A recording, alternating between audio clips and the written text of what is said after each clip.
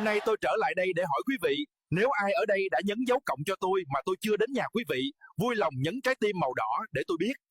Ai muốn tôi gõ cửa nhà, cứ để địa chỉ tôi biết đường tới gõ cửa nhà nha.